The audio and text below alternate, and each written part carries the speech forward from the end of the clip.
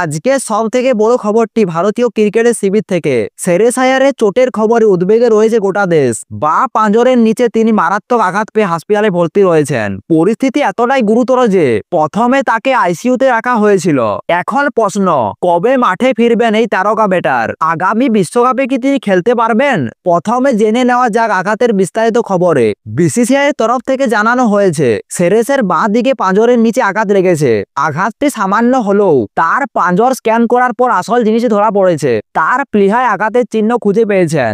আর এই আঘাত লাগার কারণে শুরু হয় রক্তক্ষরণ। এই রক্তক্ষরণের তীব্রতা এতটাই ছিল যে ড্রেসিং রুমে অজ্ঞান হয়ে পড়েছিলেন শ্রেয়াস আইয়ার। গুরুতর এই পরিস্থিতি দেখে বিন্দুমাত্র সময় নষ্ট না করে তড়িঘড়ি তাকে হাসপাতালে ভর্তি করা হয়। তার শরীরের পরিস্থিতি সংকটজনক থাকায় তাকে ভর্তি করা হয়েছিল আইসিইউতে। তবে দ্রুত চিকিৎসা শুরু হয়, এখন তিনি বিপদমুক্ত। কিন্তু এই আঘাত লাগার ঘটনার উদ্বেগ এখনো কাটেনি। শ্রেয়াস এখন বিপদমুক্ত হলেও তার মাঠে ফেরা নিয়ে বড়সড় প্রশ্নচিহ্ন তৈরি হয়েছে। পুরোপুরি সুস্থ হয়ে মাঠে ফিরতে তার 3 মাস সময় লাগবে। কেন এই দীর্ঘ সময়? এর প্রধান কারণ হলো প্লীহায় আঘাত। প্লীহা শরীরে অত্যন্ত গুরুত্বপূর্ণ একটি অঙ্গ। প্লীহায় আঘাত লাগলে তা সম্পূর্ণভাবে সারতে কমপক্ষে 6 থেকে 12 মাস সময় লাগে। এই সময় শ্রেয়াসকে বিশ্রাম নিতে হবে। কোনো ভারী বা পরিশ্রমের কাজ করা চলবে না।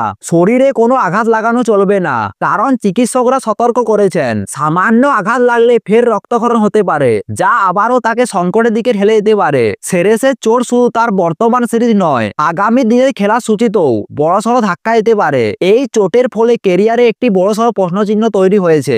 আগামী ফেব্রুয়ারি মাসে ঘরের মাঠে রয়েছে টি-20 বিশ্বকাপ। শ্রেয়াস কি এই চোটের কারণে টি-20 বিশ্বকাপে খেলতে পারবেন? চিকিৎসকরা প্রথমে নিশ্চিত করবেন যে প্লীহার আঘাত সম্পূর্ণ সেরে গেছে কিনা। এরপর শ্রেয়াসকে মাঠে নামার জন্য অনুমতি দেওয়া হবে, কিন্তু তার সুস্থ হয়ে উঠতে কমপক্ষে 3 মাস সময় লাগবে। ফলে হাতে সময় খুব কম। এই চোটের ফলে টি-20 বিশ্বকাপে তার খেলার সম্ভাবনা কার্যত ক্ষীণ হয়ে এলো। ক্রিকেট প্রেমীরা এখন প্রার্থনা করছেন যাতে শ্রেয়াস তাড়াতাড়ি সুস্থ হয়ে ওঠে এবং তিনি সুস্থ হয়ে মাঠে ফিরতে পারেন। আপাতত হাসপাতালে চিকিৎসাধীন থাকবে শ্রেয়াস আইয়ার, এমনটাই অনুমান করা হচ্ছে।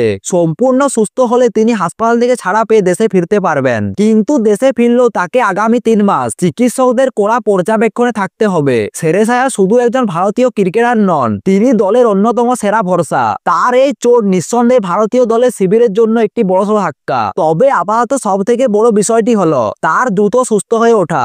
গোটা ক্রিকেট মহল এবং সমর্থকরা তার সুস্থ কামনা করছে।